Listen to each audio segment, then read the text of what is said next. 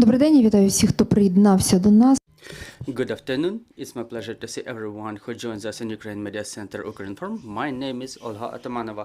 So today our first broadcast will be dedicated to the bad weather that spread through our country during the weekend. So today we will be talking about the aftermath and the forecast with the State Emergency Service representatives and the representative of Hydrometeorological Center of the State Emergency Service. So what are the forecasts for the time being? What should we expect shortly? Our first speaker is Natalia Ptucha, head of the Media Communications Department of the Ukrainian Meteorological Center of Ukraine. So, Ms. Natalia, what should we expect for within the next days or weeks? So, good afternoon, everybody. We had quite a dynamic weekend. There was a lot of elements raging all around Ukraine.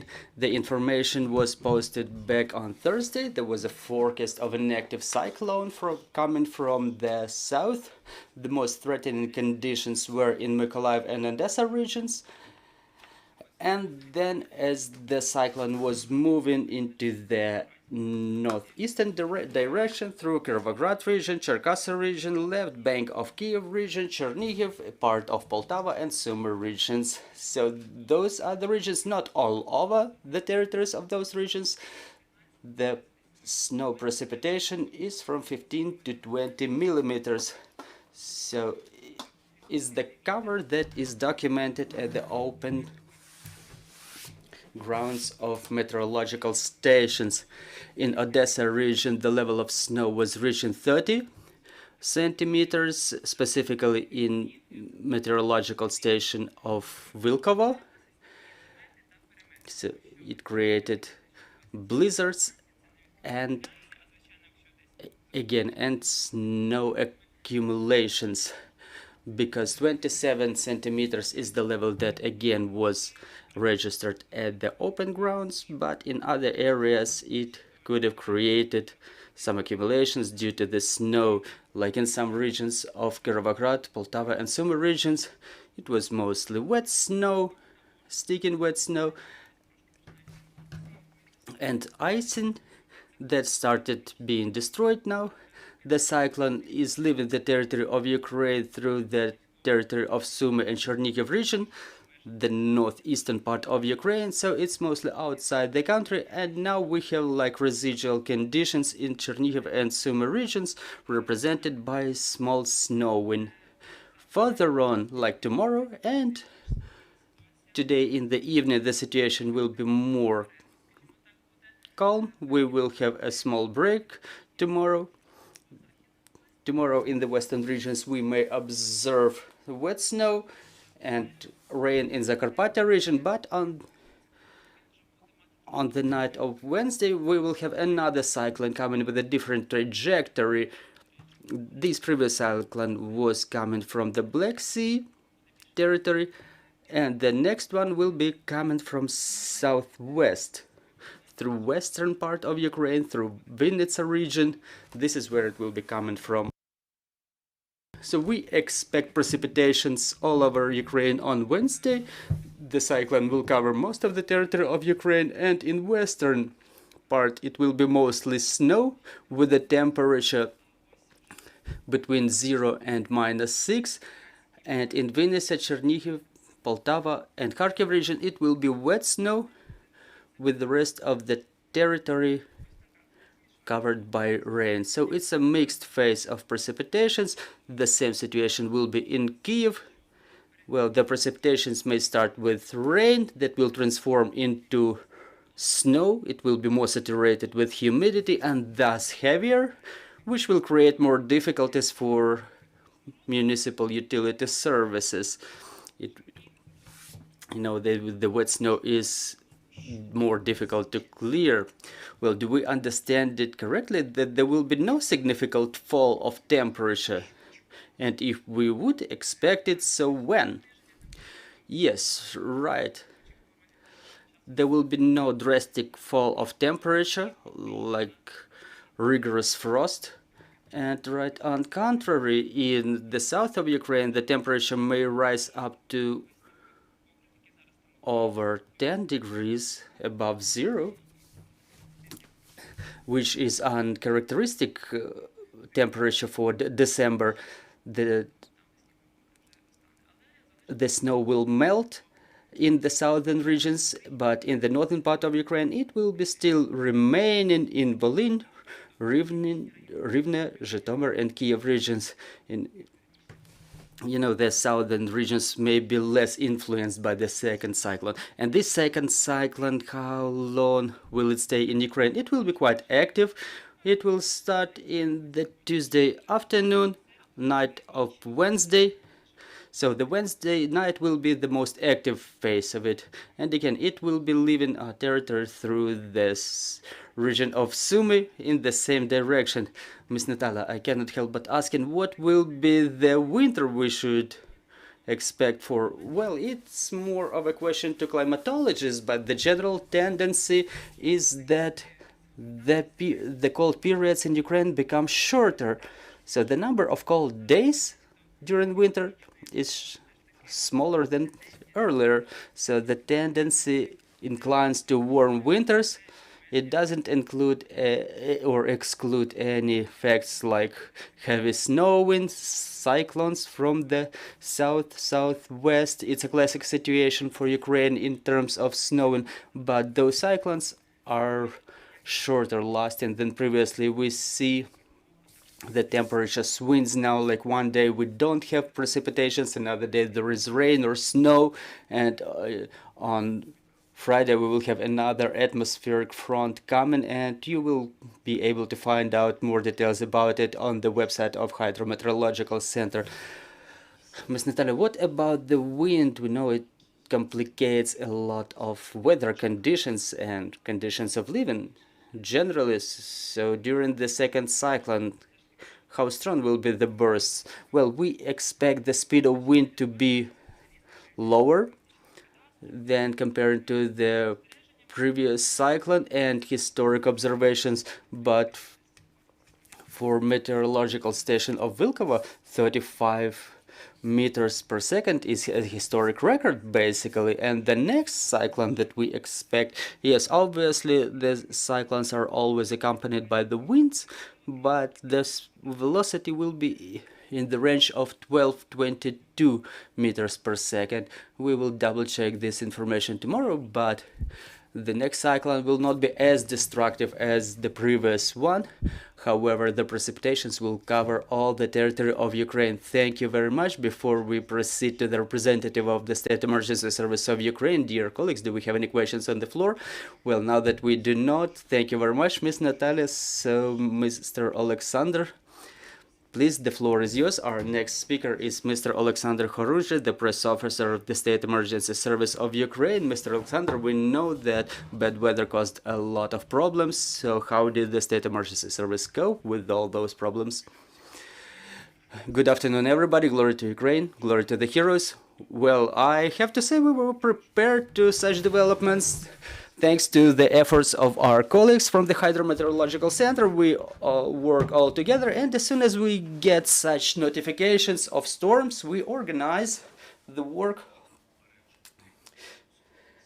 to prevent any consequences using all material and personnel. And it's important to get a notification on it in a timely manner, because we were warning the people about the complications of the weather conditions. So what about now? As of this information, as of 14 o'clock today, Ukravtodor reported that the passage on the roads is free. However, the transport is not moving in 12 roads, 8 in Mykolaiv region, 3 in Odessa region, 1 in Kirovograd region.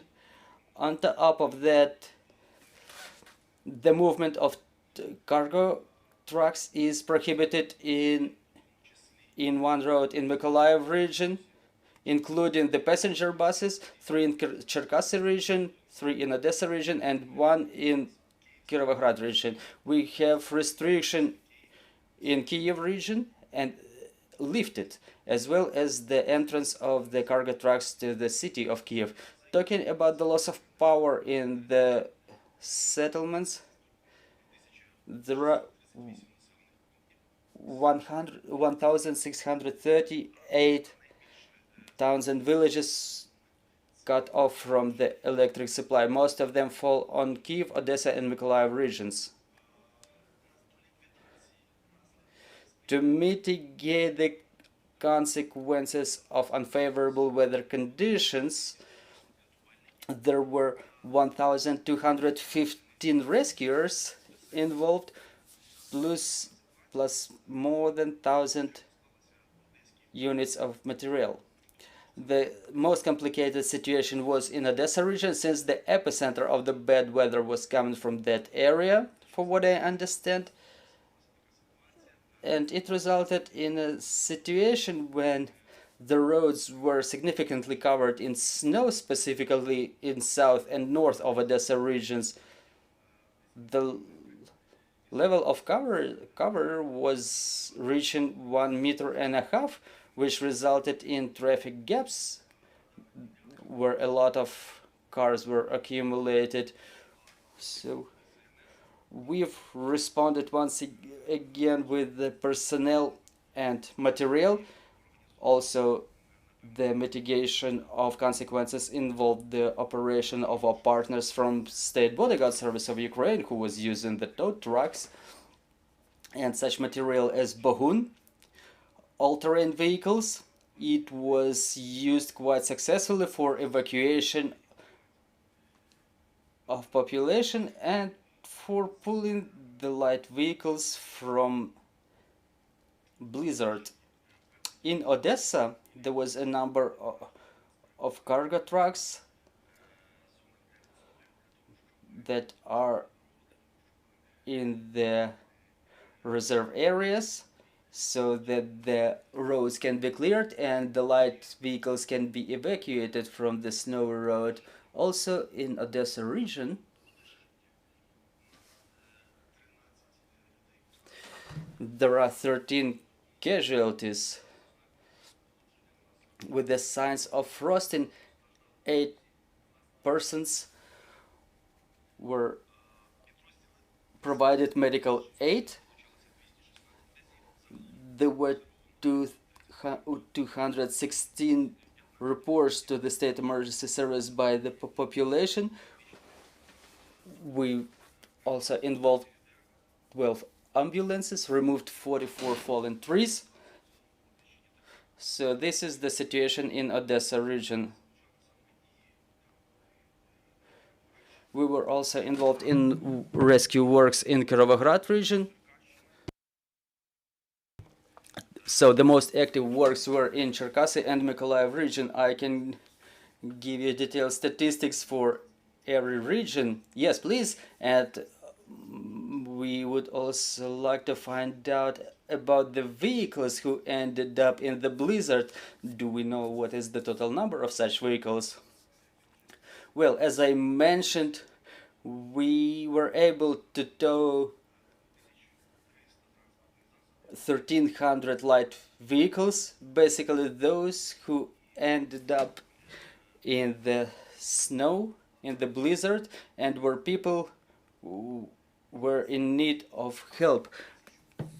State Emergency Service deployed more than 1,000 heating stations, and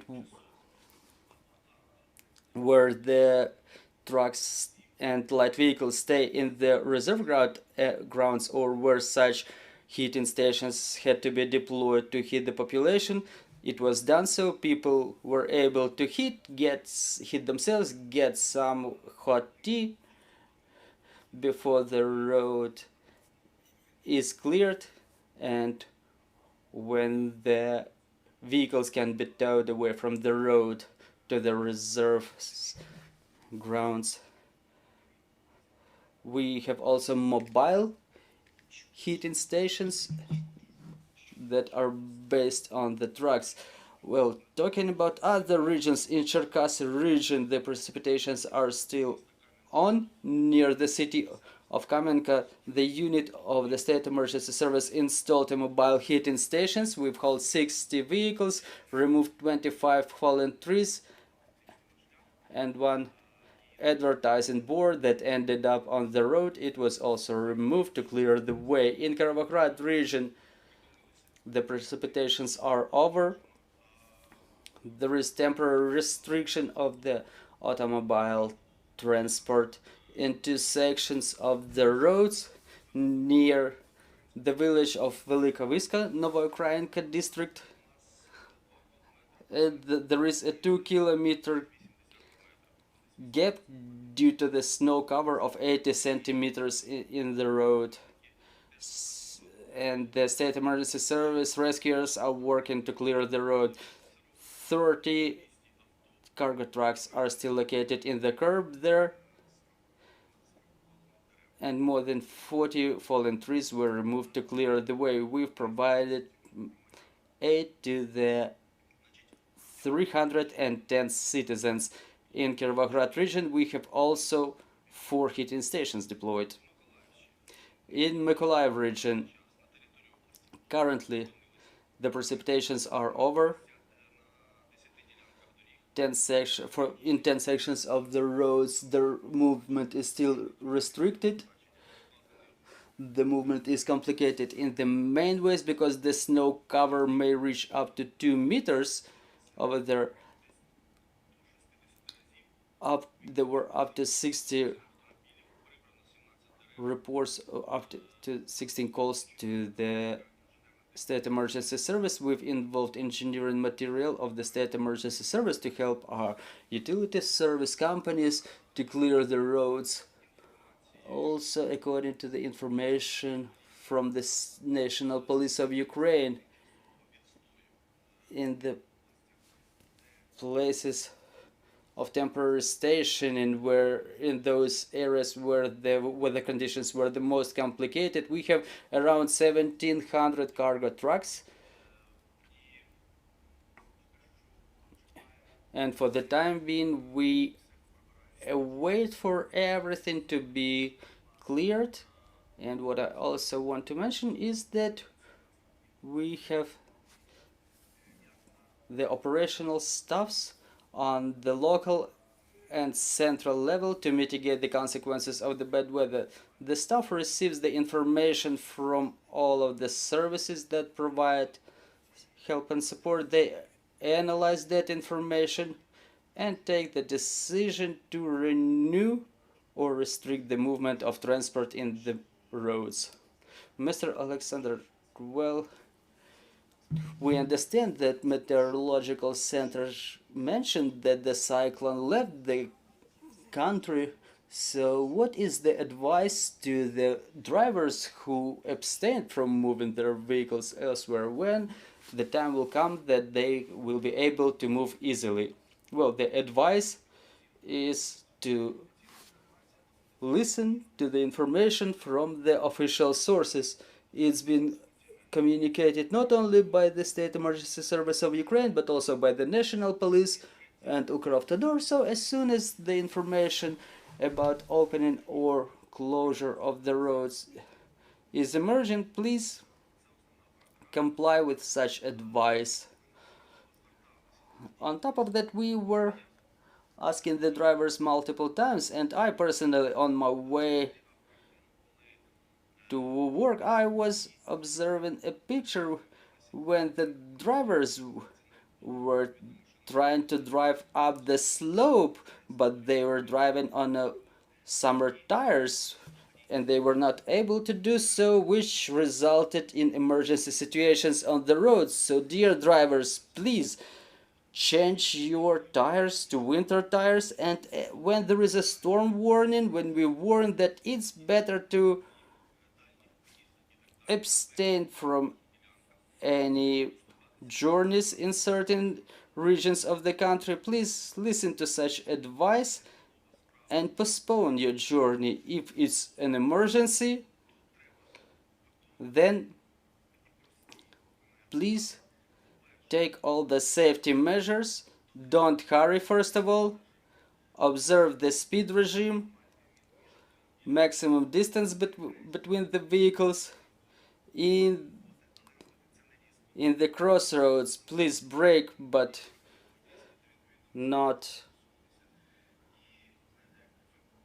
drastically because it may create the effect of a ski rink. The pedestrians should be careful because the drivers may not always notice the pedestrians in such weather conditions. It's better to have the light reflecting flickers on your clothing to make sure that the drivers better see you. And also, if there is no necessity and the situation is not critical, please don't leave your homes.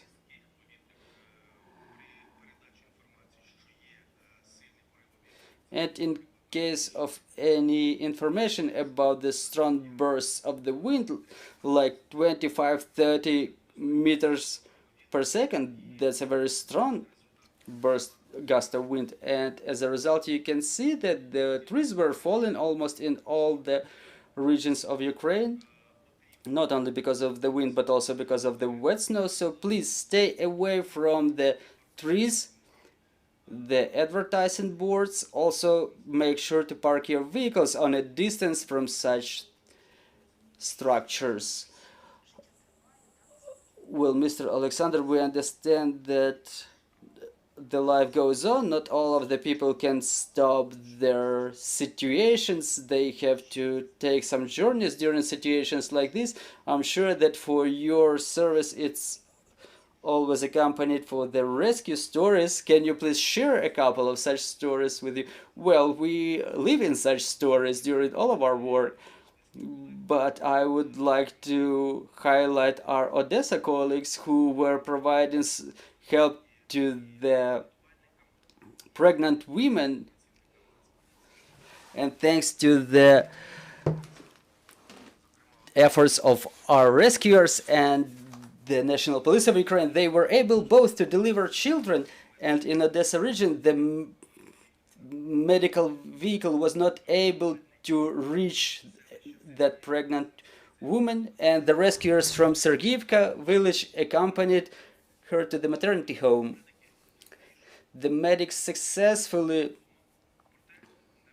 got the child delivered at home. However, both the newborn and the mother had to be delivered to the maternity home, and due to the huge snow cover, the firefighting truck was not able to move all the way to the maternity home, so they had to stop near the resilience station, or at the resilience station, because when we installed them for a reason, and after they were able to wait for the weather to become better, both mother and the newborn child were delivered to the maternity home. The girl was called Victoria, maybe in the name of the victory that we all await for. Well, thank you for the good news. So let's wrap up our broadcast. So please adhere to the advice of the State Emergency Service at all times. Yes, what I also would like to add, that our telephone 101 is not changing, and in case of any emergency you can always call and get the necessary help. So let's remember 101. Joining us were Oleksandr Khorunzhyy and Natalia Ptucha. Thank you very much for this information. Our next briefing is at 1500. We will be talking about the blockade on our borders and the consequences of this blocking. So bear with us. We continue working together for our victory. We want to thank our security and defense forces for all they're doing. Glory to Ukraine.